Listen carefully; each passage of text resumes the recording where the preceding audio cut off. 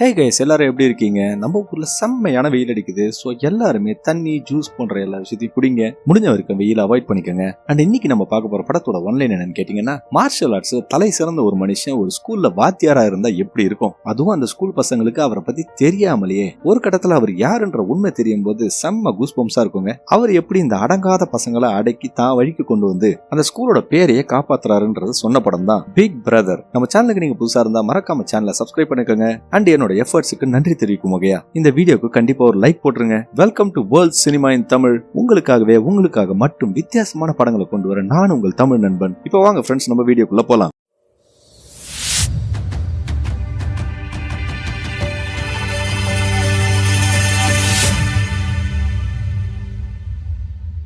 ஹென்ரின்ற ஒருத்தர் யூஎஸ் மிலிட்டரியில வேலை செஞ்சுட்டு அவர் ஹாங்காங்க்கு திரும்பி வராரு. தன்னோட கரியரை மறுபடியும் ஆரம்பிக்கணும்ன்றதுக்காக அவர் படிச்ச ஸ்கூல்லே டீச்சர் ஆகலாம்னு முடிவு பண்றாரு. அந்த பிரின்சிபாலுக்கு ஹென்ரிக்கு முன்ன பின்ன டீச்சிங்ல எந்த எக்ஸ்பீரியன்ஸும் இல்லைன்னு தெரிஞ்சும் ஒரு பெரிய இடத்துல இருந்து அவருக்கு சிபாரிசு லெட்டர் வந்ததுனால அவருக்கு அந்த டீச்சர் வேலையை கொடுத்துறாரு. ஹென்ரி அங்கிருந்து கிளம்புறதுக்கு முன்னாடி அந்த பிரின்சிபால் அவர்கிட்ட அவர் ஹேண்டில் பண்ண போற கிளாஸ் அந்த ஸ்கூல்லயே ரொம்ப மோசமான கிளாஸ்ன்னு சொல்றாரு. அடுத்த நாள் ரொம்ப உத்வேகமா டீச்சரா கிளாஸ்க்குள்ள போற ஹென்ரி அந்த பசங்க எல்லாருமே சகட்டு மேனிக்கு உட்காந்து பேசிட்டு இருக்கத பாக்குறாரு. சில பசங்க தூங்கிட்டு இருக்காங்க, சிலவனுங்க பாட்டு பாடிட்டு இருக்காங்க, ஏன் சில பசங்க வீடியோ கேம்ஸ் எல்லாம் ஆடிட்டு இருக்காங்க, ஏன் சில பசங்க சேர்ந்து சமையல்லாம் பண்ணிட்டு இருக்காங்க. இப்படி ஒரு கிளாஸ் சத்தியமா நான் பார்த்தது இல்லப்பா. அவர் அவனுங்க கிட்ட பேசலான்னு ட்ரை பண்ணாலும் அந்த பசங்க ஹென்ரிக்கு சுத்தமா மரியாதை கொடுக்கல. அவர் அந்த பசங்களோட கவனத்தை எப்படியாவது ஈர்க்கலான்னு பாக்குறாரு. ஆனா அந்த பசங்க கொஞ்சம் கூட சட்டப்படுற மாதிரியே தெரியலங்க. அதனால ஹென்ரி அந்த ஐடியாவை கைவிட்டுட்டு அந்த பசங்க பண்ணிட்டு இருக்க விஷயத்த ஒன்னொன்னா பார்த்து கமெண்ட் அடிச்சிட்டு இருக்காரு. அந்த சமையல் பண்ற பசங்க கிட்ட அதுல எதை சேர்க்காத அதை சேருன்னு சொல்லி அட்வைஸ் பண்ணிட்டு இருக்காரு. அங்க கிட்டார் வாசிச்சிட்டு இருக்கிற ஜூஃபா அப்படின்ற பையன் கிட்ட ஹென்ரி போய் அந்த கிட்டாரை வாசி காட்டுறாரு. அந்த கேம்ல ஆடிட்டு இருக்க பையனை பார்த்து நாள் பூரா கேம்ல ஆடிட்டு இருந்தா அவன் கண்ணு கெட்டு போயிடும் சொல்லிட்டு இருக்காரு. அவர் சொல்றது மட்டும் உண்மையா இருந்தா நம்மளோட கண்ணெல்லாம் பாதி காலி. ஒரு வழி அந்த பசங்களோட கவனத்தை ஹென்ரி அவர் பக்கம் திருப்பிடுறாரு. அவங்களும் கவனிக்கும் போது அவர் தன்னோட பேரையும் போன் நம்பரையும் போர்டுல எழுதி போடும்போது அந்த பசங்க அவரோட ஹேண்ட் ரைட்டிங் ரொம்ப கேவலமா இருக்கிறதுனால பார்த்து சிரிச்சிட்டு இருக்கானுங்க. அதுக்கப்புறம் அந்த ஸ்டூடெண்ட்ஸ்ல சில பேர் அவருக்கு கால் பண்ணி அந்த கிளாஸை விட்டு கிளம்பும்படி சொல்றாங்க. ஹென்ரிக்கு மனசுக்குள்ள ஒரு கடுப்பு இருந்தாலும் அவரா விருப்பப்பட்டு வந்த வேலை தானே இது, அதனால இந்த அவமானத்தெல்லாம் அவர் தாங்கிக்கிறாரு. அந்த பசங்களும் மறுபடியும் அவங்களோட வேலையை பார்க்க ஆரம்பிச்சிடறாங்க. இப்போ ஹென்ரி அவங்களோட கவனத்தை ஈர்க்கிறதுக்காக ஒரு ரப்பர் பேண்ட்ல சாக் பீஸை வச்சு அந்த ரூம்ல இருந்த ஃபயர் ஸ்பிரிங்க்லர் அடிக்கிறாரு. அதுவும் உடஞ்சி போய் அந்த ரூம் முழுக்க தண்ணியா ஷவர் அடிக்குது. உடனே அந்த பசங்க எல்லாம் நனைஞ்சிடக்கூடாதுன்றதுக்காக ஓரமா போய் நின்னுட்டு இருக்கும் போது நம்ம ஹென்ரி செம்ம கெத்தா அந்த பசங்களை அவரோட கிளாஸுக்கு வெல்கம் பண்றாரு. கிளாஸ் முடிஞ்சப்பறம் அந்த கிளாஸை சேர்ந்த ஒரு மக்கு பசங்க குரூப் பிடி ரூம்ல சேர்ந்துக்கிட்டு தம் அடிச்சிட்டு இருக்கானுங்க. அந்த குரூப்போட லீடர் ஜாக் அப்படின்றவனுக்கு இன்னொரு கிளாஸை சேர்ந்த நல்லா படிக்கிற பொண்ணு மேல ஒரு கிரஷ் இருந்துட்டு வருது. அவன் அந்த பொண்ணோட போட்டோவை போன்ல பாத்துட்டு இருக்கும்போது அந்த பசங்க எல்லாம் கிண்டல் பண்ணிட்டு இருக்காங்க. அந்த நேரத்துல அந்த ரூமுக்குள்ள வர பணக்கார பசங்களோட இன்னொரு குரூப் ஜாக் கிட்ட வம்பிழுக்க ஆரம்பிக்கிறாங்க. இது நடக்கிறதானே, ஏன்னா ஜாக் ரொம்ப ஏழப்பட்ட பையன். அதுக்கப்புறம் அந்த பாஸ்கெட் பால் டீமை சேர்ந்த பணக்கார பசங்க விளையாடிட்டு இருக்கும்போது ஜாக்கும் அவனோட குரூப்பும் வெளியே நின்னுட்டு பாத்துட்டு இருக்காங்க. அந்த நேரத்துல ஜாக் குடிச்சிட்டு இருந்த பாட்டில கோர்ட்டுக்குள்ள போட்டுறதுனால அந்த பாட்டில தெரியாம காலை வச்சு வழுக்கி அந்த டீமோட லீடர் கீழே விழுந்த அப்புறம் ஜாக்கோட குரூப் அவனை பார்த்து சிரிச்சிட்டு இருக்காங்க. அந்த நேரத்துல அந்த ஸ்கூலோட இங்கிலீஷ் டீச்சர் மிஸ் லியாங் அப்படிங்கிறவங்க ஜாக்க சஸ்பெண்ட் பண்ணிடுவான்னு மிரட்டிட்டு அவனுக்கு சஸ்பென்ஷன் லெட்டர் எழுதிட்டு இருக்கும்போது அவங்கள ஜாக்கோட குரூப் எப்படியோ பிராங்க் பண்ணி அதுல இருந்து தப்பிச்சுக்கிறாங்க. இங்கிலீஷ் டீச்சரா இவங்க சொல்லவே இல்ல. அடுத்த சீன்ல அந்த ஸ்கூலோட பிரின்சிபல் அவங்க ஸ்டாஃப் கிட்ட ரொம்ப வருத்தமா பேசிட்டு இருக்காரு. ஏன்னா அந்த நாட்டோட எஜுகேஷன் போர்டு இவங்களோட ஸ்கூல் பர்ஃபார்மன்ஸ் ரொம்ப மோசமா இருக்கிறதுனால 20% அவங்க கொடுக்கிற ஃபண்டிங்க குறைக்க போறதா சொல்றாங்க. அந்த எஜுகேஷன் போர்டை சேர்ந்த ஒரு அதிகாரி அந்த ஸ்கூல்ல பார்வையிட ஆரம்பிக்கிறாரு. அதே நேரத்துல நம்ம ஹென்ரி அந்த கிளாஸ்க்குள்ள என்ட்ரி ஆகும்போது அவரை பிராங்க் பண்றதுக்காக அந்த பசங்க அந்த கதவுக்கு மேல ஒரு பாத்திரத்துல தண்ணியை வச்சு வெயிட் பண்ணிட்டு இருக்காங்க. ஆனா ஹென்ரியோட ரீஃப்ளெக்ஸும் சுறுசுறுப்பும் அந்த பாத்திரத்தை விட ரொம்ப வேகமா இருக்கிறதுனால அது அவருக்கு மேல கொட்டுறதுக்கு முன்னாடி அவர் அதை தட்டி விட்டுறாரு. அவரை பார்த்து கலாய்க்கலாம் நினைச்சிட்டு இருந்த எல்லா பசங்களுமே இப்ப அவரை பார்த்து ஷாக் ஆயிடுறானுங்க. அப்போ ஹென்ரி ஜாக் கிட்ட அவன் பிடிக்கிற சிகரெட்டோட பாக்கெட்டை கேட்டு வாங்குறாரு. அவன் சிகரெட் பிடிக்கிற விஷயம் ஹென்ரிக்கு தெரிஞ்சிருக்கு. அந்த பசங்களை இப்ப என்னடா இந்த ஆள் பண்ண போறான்னு ரொம்ப ஆர்வமா பார்த்துட்டு இருக்கும்போது இந்த சிகரெட்ல யூஸ் பண்ணிருக்கிற 3 பொருட்களை பத்தி கேட்கும்போது அவனை அவர் கேட்ட கேள்விக்கு கரெக்டா பதில் சொல்லிடுறதுனால ஜாக்கா அவனை கிளாஸ்க்குள்ளேயே பாட வச்சுட்டு அன்னைக்கு கிளாஸ் அவனுக்கு முடிஞ்சிருச்சுன்னு சொல்லி அவனை கிளப்பிடுறாரு. அவனை சந்தோஷமா வெளியே போயிடுறான். அப்ப அந்த கிளாஸ்ல அந்த பசங்க எல்லாருமே நாங்களும் இந்த கிளாஸ் விட்டு வெளியே போனோம் அப்படின்னு கேட்டுட்டு இருக்கும்போது ஹென்றி அந்த பசங்களோட எல்லாரோட டெஸ்க்லயும் ஒரு சிகரெட்டை வச்சுட்டு அதை அனலைஸ் பண்ண சொல்றாரு. ஹென்ரிக்கு இப்ப நல்லா தெரியும் அந்த சிகரெட்னால என்ன கேடுன்னு சொன்னா அந்த பசங்களுக்கு செம்ம கடுப்பாவும்னு. அதனால அவர் அந்த பசங்க கிட்ட அந்த சிகரெட் பிடிக்கும் போது உடம்புக்குள்ளே என்ன நடக்குதுன்னு சொல்லி கேட்கும்போது அவனுங்களும் இன்ட்ரெஸ்டா பேச ஆரம்பிக்கிறாங்க. இது மூலமா ஹென்றி கொஞ்சம் அந்த பசங்க கூட இன்டராக்ட் பண்ண ஆரம்பிச்சிடுறாரு. இப்போ முதல் முறையா அந்த பசங்க ஹென்ரியோட பேச்ச கவனமா கேட்டுட்டு இருக்காங்க. இதுதான் ஹென்ரியோட முதல் வெற்றி. பெல் அடிச்ச அப்புறம் அவரும் எல்லா சிகரெட்டையும் திருப்பி ரிட்டர்ன் வாங்கிடுறாரு. அன்னைக்கு மத்தியான லஞ்ச் பிரேக்ல அந்த பாஸ்கெட் பால் டீமோட கேப்டன் ஜாக்கோட குரூப்பை சேர்ந்த ப்ரூஸ்ன்ற ஒரு பையனை தடிக்கு கீழே விழ வச்சிடறான். இதனால அந்த ரெண்டு குரூப்பும் பேச்சுவார்த்தையில ஆரம்பிச்சு கைகலப்புக்கு போய் கடைசியில சண்டையில முடிஞ்சிருதுங்க. அவனுங்களும் கண்ட மெனிக்க அடிச்சுக்கிட்டு அந்த கேன்டீனே ஒரு வழி ஆக்கிடுறானுங்க. அதுக்கப்புறம் அந்த ஸ்கூலோட பிரின்சிபல் ஹென்றி கிட்ட அவர் கிளாஸை சேர்ந்த 5 பசங்க சண்டையில ஈடுபட்டதுனால சஸ்பெண்ட் பண்ணிருக்கோம் அப்படின்ற விஷயத்த சொல்றாரு. அந்த சண்டை இன்னமும் முடியாத கட்டத்துல ஹென்றி போய் ஜாக்க தடுத்து நிறுத்தி அவனை சமாதானப்படுத்திட்டு இருக்கும்போது ஜாக் கடுப்பாகி அவங்களோட ஸ்கூல் பணக்கார பசங்களுக்கு மட்டும் ஃபேவரா நடக்கிறதாகவும் இவங்களெல்லாம் கண்டுக்கிறதே இல்லைன்னு சொல்லி கம்ப்ளைண்ட் பண்றான். அன்னைக்கு ராத்திரி ஹென்றி அந்த ஸ்கூலோட ஆபீஸ்க்குள்ள போய் அந்த 5 பசங்களோட ஃபைல்ஸையும் தேடி எடுக்கிறாரு. முதல் பையன் ஜூஃபா ஒரு பாகிஸ்தானி குடும்பத்தை சேர்ந்தவன். அவன் வேற ஒரு நாட்டை சேர்ந்தவன்றதுனால அந்த பசங்க எல்லாருமே அவனை ஒதுக்கியே வச்சிருக்காங்க. அவன் தங்கி இருந்த இடத்துலயும் அவன் மேல அபாண்டமா பழி போட்டு அவனுக்கு திருட்டு பட்டமே கட்டி வச்சிருக்காங்க. ஜூஃபாக்கு வாழ்க்கையில ஒரே ஒரு லட்சியம் தான், அவன் ஒரு பெரிய இசையமைப்பாளர் ஆகணுங்கிறது தான். ரெண்டாவது ஸ்டூடெண்டோட பேரு டினான். இவ ஒரு பொண்ணு. சின்ன வயசுல இருந்தே அவ ஒரு பொண்ணுங்கிறதுனால அவங்க அப்பா அவளை சுத்தமா மதிக்கிறதே இல்ல. அவருக்கு ஒரு ஆம்பளை குழந்தை தான் வேணும்ன்றதுனால டினானோட தம்பி மேலேயே அவரு பாசத்தை பொழியிறாரு. அதனால டினான் அவ அப்பாவோட அன்பை பெறணுன்றதுக்காகவே பசங்க பண்ற எல்லா விஷயத்தையுமே பண்ணிட்டு இருக்கா. அவ தன்னோட முடியே பாய் கட்டிங் எல்லாம் பண்ணிக்கிட்டு பசங்க விளையாடுற மாதிரியே காரெல்லாம் வச்சு விளையாட ஆரம்பிக்கிறா. இருந்தாலும் அவளோட அப்பா அவளை மதிக்கவே இல்ல. அவளோட தம்பிய ஒரு ராஜகுமார லெவலுக்கு ட்ரீட் பண்றாரு. அதுக்கப்புறம் ப்ரூஸ் அண்ட் கிறிஸ் அப்படிங்கிற 2 அண்ணன் தம்பிங்களோட ஃபைல பார்க்கும்போது அவங்க அம்மா இவனுங்க சின்ன வயசா இருக்கும்போதே அவங்க அப்பா விட்டு போயிடுறாங்க.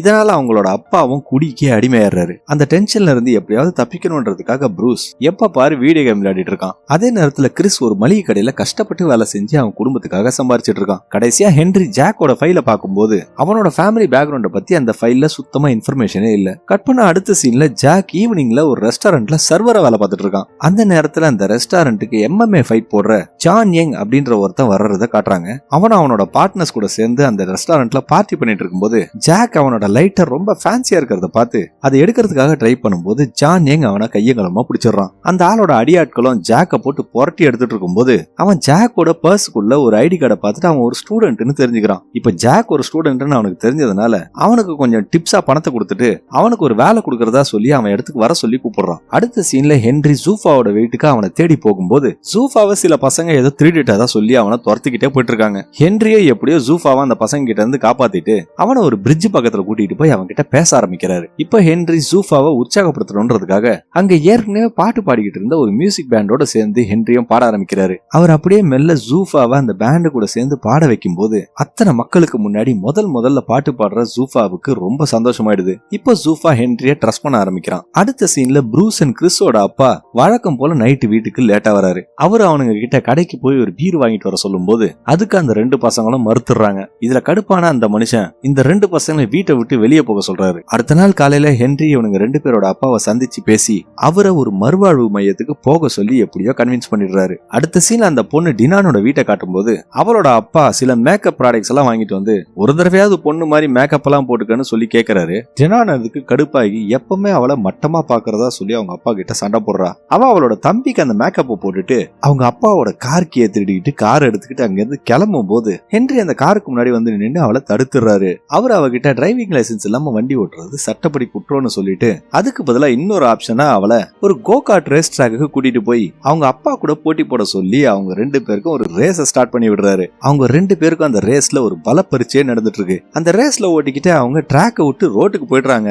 அப்போ திடீர்னு டினானோட கோ கார்ட்டை ஒரு லாரி வந்து மோதி அதை அப்படியே ஏறி நசிக்கிடுது. ஆனா அதுல இருந்து டினான் எப்படியோ உயிர் தப்பிச்சிடறா. இத பார்த்து அவளோட அப்பா அவ இறந்துட்டதான் நினைச்சு கதறி கதறி அழுதுட்டு இருக்காரு. அப்பதான் அவளுக்கு அவளோட அப்பா உண்மையிலேயே எவ்வளவு விரும்புறாருன்றது புரிஞ்சு அவரை கட்டி பிடிச்சி அவளோட சந்தோஷத்தை வெளிப்படுத்துறா. அடுத்த நாள் ஸ்கூல்ல ப்ரூஸ் அண்ட் கிறிஸோட சேர்ந்து சில பசங்களை ஒரு மறுவாழ்வு மையத்துக்கு போதைக்கு அடிமையானவங்களை இன்டர்வியூ எடுக்கிறதுக்கு அனுப்புறாங்க. அப்பா அவனுங்க 2 பேரும் அவனுங்க இன்டர்வியூ எடுக்க போறது தங்களோட சொந்த அப்பான்றத பார்த்து ரொம்பவே ஆச்சரியமாயிடுறானுங்க. அப்ப அந்த ஸ்டூடெண்ட்ஸ் அவங்க அப்பா கிட்ட எப்படி நீங்க போதைக்கு அடிமையானீங்கன்னு கேட்கும்போது அவரு தன்னோட மனைவியை ரொம்ப விரும்பினதாகவும் அவரோட வாழ்க்கையோட ரொம்ப கஷ்டமான காலத்துல அவரோட மனைவியை அவரை விட்டு போயிட்டதாகவும் அதுல இருந்து அவரு குடிக்க அடிமையானதாகவும் அதே நேரத்துல தனக்கு 2 பசங்க இருக்கிறாங்கன்றத மறந்து பெரிய தப்பு பண்ணிட்டேன்னு சொல்லி ரொம்பவே ஃபீல் பண்ணிட்டு இருக்காரு. ப்ரூஸையும் கிறிஸையும் தன்னோட பசங்கன்னு வெளிப்படுத்திக்காத அவரு அவங்க கிட்ட மன்னிப்பும் கேக்குறாரு. அதை பார்த்துட்டு அண்ணனும் தம்பியும் கதறி அழுதுட்டு இருக்காங்க. அதே நேரத்துல ஜாக் அந்த ஜான் யங் கூட வேலைக்கு சேர்ந்துடுறான்.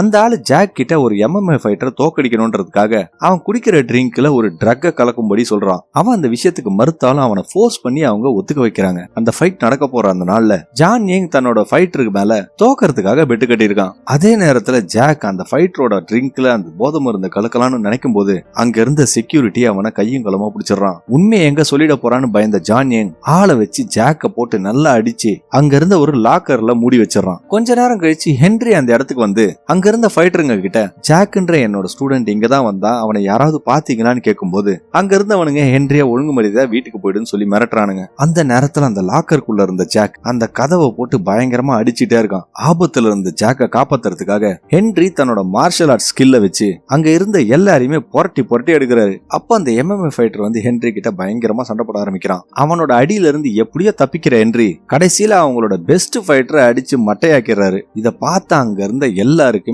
அதிர்ச்சி ஆயிடுது. அடுத்த சீன்ல அடிப்பட்ட காயங்களுக்கு மருந்து போடுறதுக்காக ஹென்றி ஹாஸ்பிட்டலுக்கு வந்திருக்கும் போது போலீஸ் கிட்ட ஜாக் ஜான் யங் பத்தி பேசும்போது அவன் எதோ சொல்லி அவனை அமைதியாக்கிறான். அந்த நேரத்துல அங்க இருந்த டிவில ஹென்றி அந்த பெரிய ஃபைட்டரை அடிச்சு போட்டதை நியூஸ்ல காட்டுறாங்க. அவரு தன்னோட ஸ்டூடெண்ட்டை காப்பாத்துறதுக்காக இந்த விஷயத்த செஞ்சதா சொல்லிட்டு இருக்கும் போது அந்த நியூஸ பாத்துக்கிட்டு இருந்த அந்த ஸ்கூல் பசங்க எல்லாருமே ஹென்ரியை இப்போ ஒரு ஹீரோவா பார்க்க ஆரம்பிக்கிறாங்க. இப்பதான் ஹென்ரியோட உண்மையான முகம் அவங்க எல்லாருக்குமே தெரியுது. அன்னைக்கு கிளாஸுக்கு வர ஹென்ரிக்கு எழுந்து நின்னு எல்லாரும் மரியாதை செலுத்துறாங்க. அந்த நேரத்துல நமக்கு ஒரு பிளாஷ்பேக் காட்டுறாங்க. அதுல ஹென்றி தன்னோட ஸ்கூல்ல ரொம்ப ஒரு சுட்டித்தனமான பையனா இருந்திருக்காரு. அவரு ஒரு பேரண்ட்ஸ் மீட்டிங்ல ஒரு பியானோ வாசிட்டு இருந்த ஒரு பையன் மேல பலூன்லாம் அடிச்சு பிராங்க் பண்றாரு. அதுக்கப்புறம் அவன் கூட சண்டை போட்டு அந்த சண்டையில அவன் கையும் உடைஞ்சிடுது. இது காரணமா ஹென்ரிய அந்த ஸ்கூல்ல இருந்து சஸ்பெண்ட் பண்ணிடுறாங்க. அதுக்கப்புறம் ஹென்ரியோட பேரண்ட்ஸும் அவரை அமெரிக்காவுக்கு கூட்டிட்டு போயிடுறாங்க. மறுபடியும் நிகழ்காலத்துல ஹென்றி சொல்ற எல்லா விஷயத்தையுமே அந்த ஸ்டூடெண்ட்ஸ் எல்லாம் கேட்க ஆரம்பிக்கிறாங்க. அவங்க வரப்போற அடுத்த எக்ஸாமுக்கும் ரொம்ப கடுமையா பயிற்சி பண்ணி படிச்சுட்டு இருக்காங்க. எல்லா பசங்களும் நல்லா படிச்சுட்டு இருக்கும்போது ப்ரூஸ் மட்டும் சில போதை மாத்திரைகளுக்கு அடிமையாகி இருக்கான். சின்ன வயசுல இருந்தே அவங்க அப்பாவால அவனுக்கு பிரச்சனை இருந்ததுனால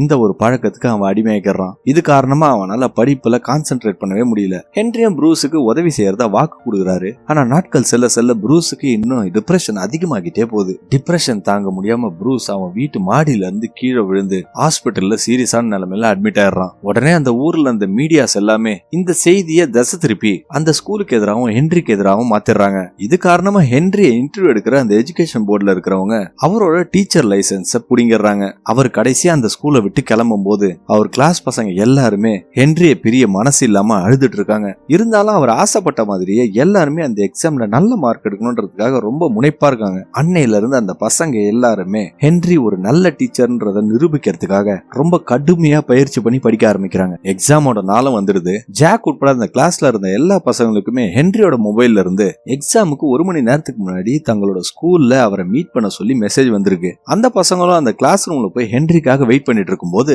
அவங்க எல்லாரையுமே அங்க வர வச்சு அந்த எக்ஸாம அட்டென்ட் பண்ண விடாம பண்றதுக்கு ஜான் யங் பண்ண சதிதான்னு அந்த பசங்களுக்கு அப்போ புரியுது. ஹென்ரிய பழி வாங்கறதுக்கு தான் அந்த ஜான் யங் இப்படி பண்ணிருக்கான். அந்த நேரத்துல அந்த ஸ்கூலுக்கு வந்த ஹென்றி ஜான் யங்கோட எல்லா பிளானையும் தெரிஞ்சுக்கிறாரு. அவர் அந்த பசங்களை விடு வச்சுட்டு அங்க இருந்து எல்லாரும் கூட பயங்கரமா சண்டை போட்டுட்டு இருக்காரு. அவர் சண்டை போட்டுக்கிட்டே அந்த பசங்களை அங்க இருந்து கிளம்பும்படி சொல்லும் போது அந்த பசங்களும் அங்க இருந்து கிளம்பி அறக்க பொறக்க எக்ஸாம் ஹாலுக்கு ஓடுறாங்க. ஒரு வழி அந்த பசங்க எல்லாருமே அந்த எக்ஸாம் ஹாலுக்கு போயிட்ட அப்புறம் ஹென்றி ஜான் யங்க போட்டு அடிச்சிட்டு இருக்காரு. அந்த சண்டை போடுற நேரத்துல தான் சின்ன வயசுல ஹென்றி கைய உடைச்ச பையன் ஜான் யங்கிறது நமக்கு தெரிய வருது. அது காரணமா ஜான் யங் ஒரு மியூசிக் காம்படிஷன்ல கலந்துக்க முடியாம போயிடுது. அந்த சம்பவம் நடந்த நாள்ல இருந்து ஜான் யங்கால பியானோவை தொடவே முடியல. அவனோட வாழ்க்கையை அழிச்சது ஹென்றி தான் சொல்லி அவன் ஆணித்தனமா நம்பிட்டு இருக்கான். அவனை எவ்வளவுதான் சமாதானப்படுத்தலான்னு ஹென்றி நினைச்சாலும் அவன் மறுபடியும் ஹென்றி கூட சண்டை போட்டுட்டே இருக்கான். ஒரு கட்டத்துல அவன் ஒரு கத்திய வச்சு ஹென்ரிய கொல்லறதுக்கு பயம்புத்துட்டு இருக்கும்போது எப்படி அவன் கையில இருந்து அந்த கத்திய புடுங்க ஹென்றி அவனை கொல்லலாம்னு நினைக்கிறாரு. ஆனா மறுபடியும் அந்த தப்ப செய்யக்கூடாதுன்னு நினைச்சிட்டு